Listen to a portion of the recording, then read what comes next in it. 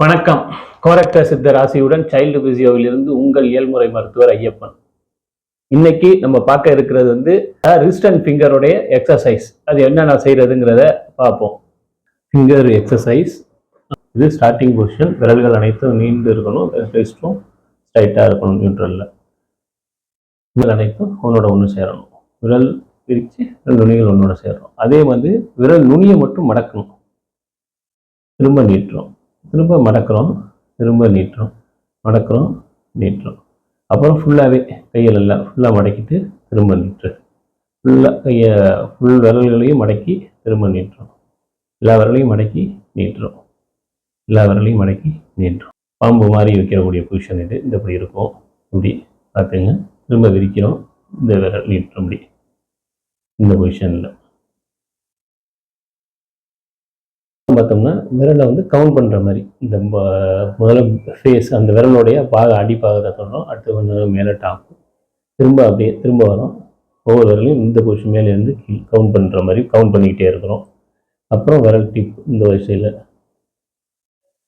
இது மாதிரி கவுண்ட் பண்ணுற மாதிரி இது மாதிரியும் செஞ்சுக்கிட்டு வரோம். அதுக்கப்புறம் ஒவ்வொரு விரல் டிப்பை மட்டும் தொடுற மாதிரி இந்த பொசிஷன் காட்டுறோம்.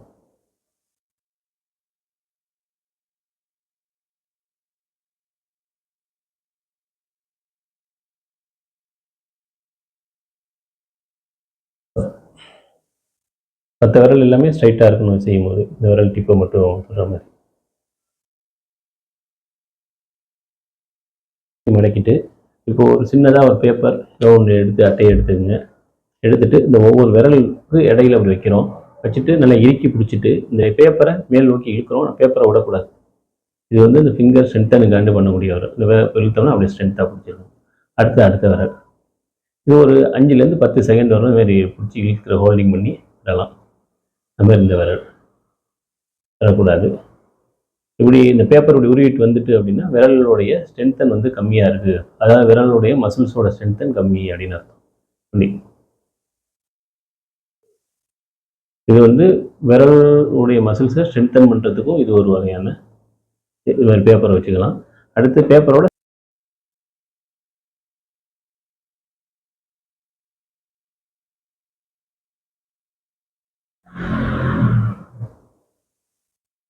இது பென்சிலை மேல் நோக்கி இழுக்கணும். அந்த டைம் ஃபிங்கர் விடாமல் டைட் பண்ணி பிடிச்சிருக்கணும்.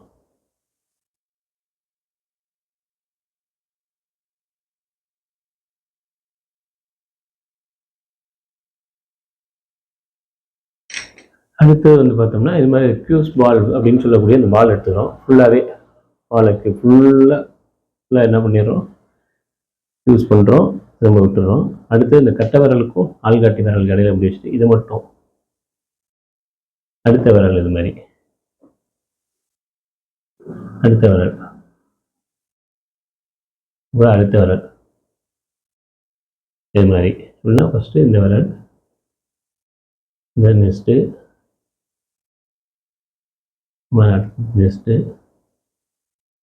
நெக்ஸ்ட்டு, அப்புறம் இந்த விரல் நுனி கட்டை விரல் இல்லாமல் மற்ற விரல் நுனிகள் எல்லாமே எவ்வளோ ப்ரெஸ் பண்ண முடியுமோ அவ்வளோ ப்ரெஸ் பண்ணி பண்ணிட்டுறோம்.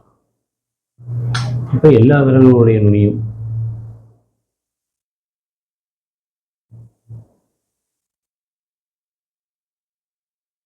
இந்த மாதிரி இது பண்ணுறோம். அப்புறம் இந்த பாலை ரொட்டேட் பண்ணுற மாதிரி விரலுக்குள்ளேயே வச்சுட்டு கீழே விழுவாமல் ரொட்டேட் பண்ணணும். கிளாக் வைஸ், அப்புறம் ஆன்டி கிளாக் வைஸில் இது மாதிரி ரொட்டேட் பண்ணுற மாதிரி, இப்படி ரொட்டேட் பண்ணுற மாதிரி உள் பக்கம் வெளி பக்கமாக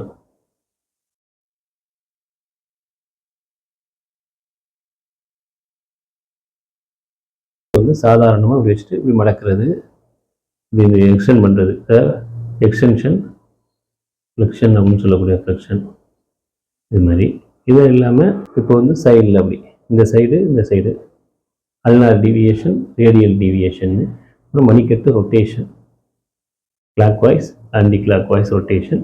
இதே ஒரு சம் ஆட் வெயிட்டு, இது 1 கிலோ வெயிட். இது இந்த ஆட் வெயிட்டு இல்லை ஃப்ளெக்ஷன் இந்த மாதிரி எக்ஸ்டென்ஷன் பண்ணுறோம். இது அப்படி அதே இந்த பக்கத்தில் அல்னார் டீவியேஷன், ரேடியல் டிவியேஷன் இந்த மாதிரி வெயிட்டோட செய்கிறது. இது ஸ்ட்ரென்தனிங் பர்பஸ் தான். அதுக்கு அடுத்தது clock rotation, clock wise rotation, anti clock wise rotation.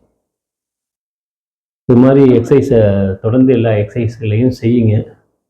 இதோடைய பயன்களையும் பலன்களையும் எங்களோட கமெண்ட்ல தெரிவிங்க. தொடர்ந்து இணைந்திருங்கள் ஐயப்பனுடன். நன்றி, வணக்கம்.